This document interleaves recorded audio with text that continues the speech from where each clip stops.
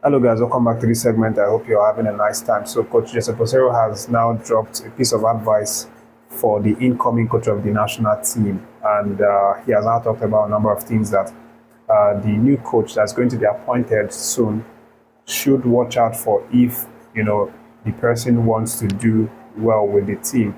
He said that these issues are some of the issues, some of the top issues that he faced when he was handling the national team. Of course, Peseiro was the coach of the Super Eagles for many, many months, 22 months in total, and he led the Nigerian Super Eagles to arguably their best finish since the 2013 when we actually won it. So led us to a second finish in the last African Cup of Nations played in Ivory Coast, and even though this man is no longer coaching the national team, he still has some sort of interest or care, for the team. And this is what he has now said as a piece of advice to the incoming manager. Peseiro said, "I was there for over a year, and I can say to succeed with Nigeria, you have to understand the players and manage their egos. It can be really explosive at times, and also know how to create competition without hurting any of the players."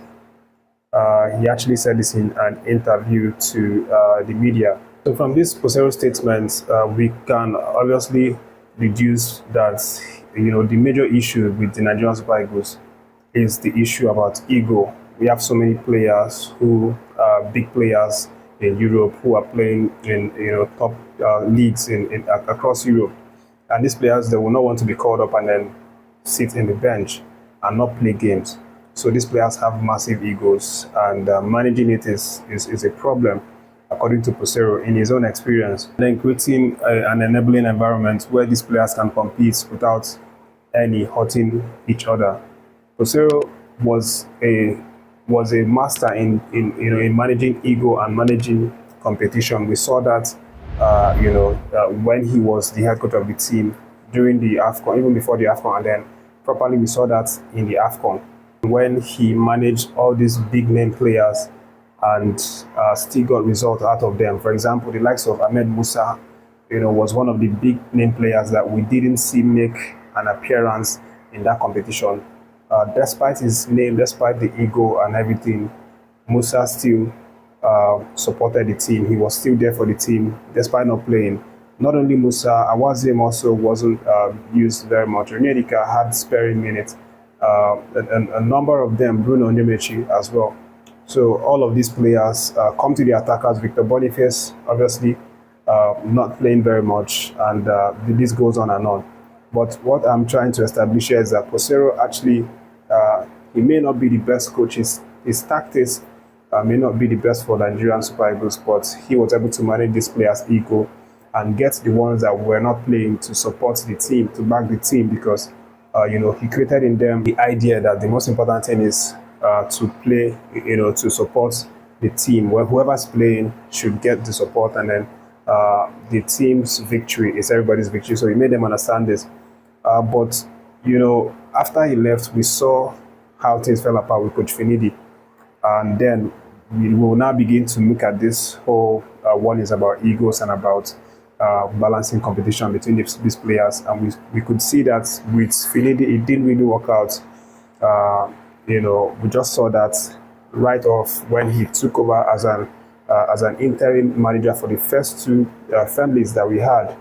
We saw how players began getting angry. They began murmuring that the coach didn't treat them well. For example, Lukman was one of those players that was asking himself questions that it's like he was even starting to say that it's like this man does not like his face, because of how he treated Lukman.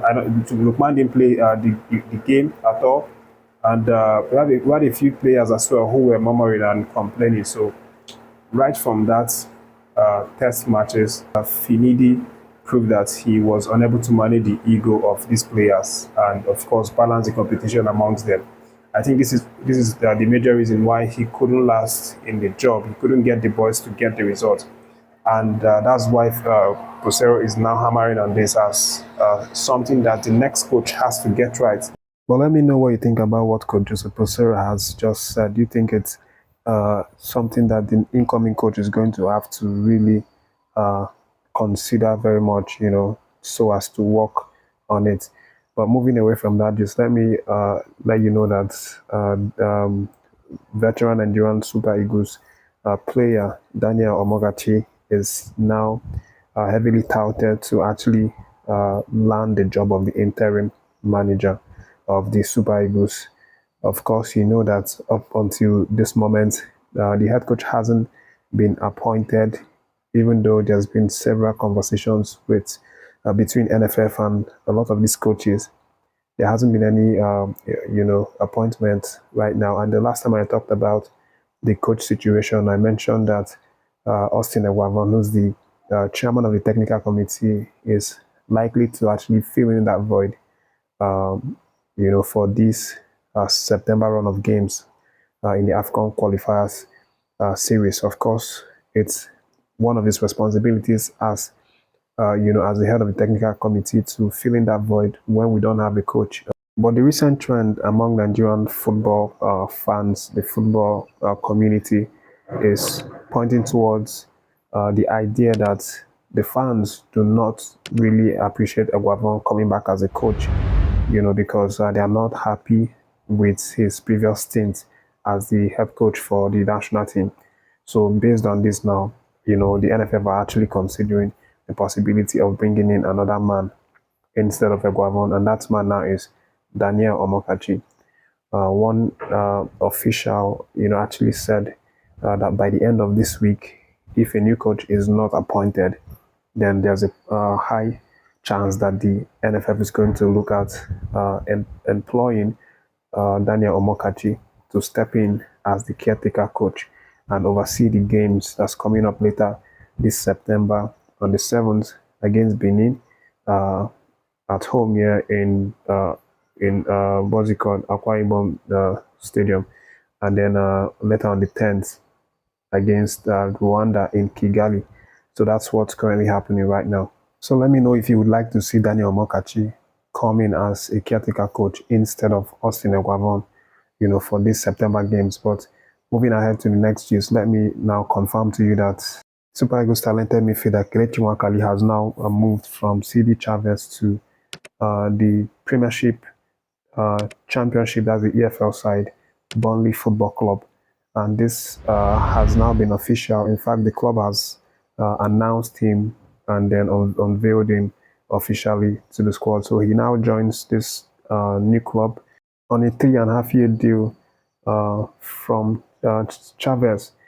But again, he's still going to need a few days to actually sort out his visa and international clearance and all other documents, work permits, etc., for him to be able to start playing games with them. But obviously, it's a good one for him. Congratulations to the young man. We saw that last season wasn't a really good season for him with CD Chavez.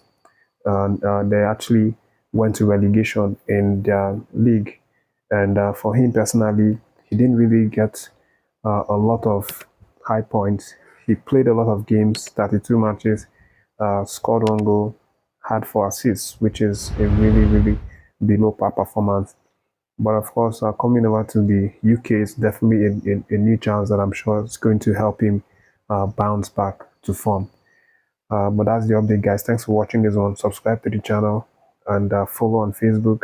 Make sure to like and share the video to get across to a lot broader audience.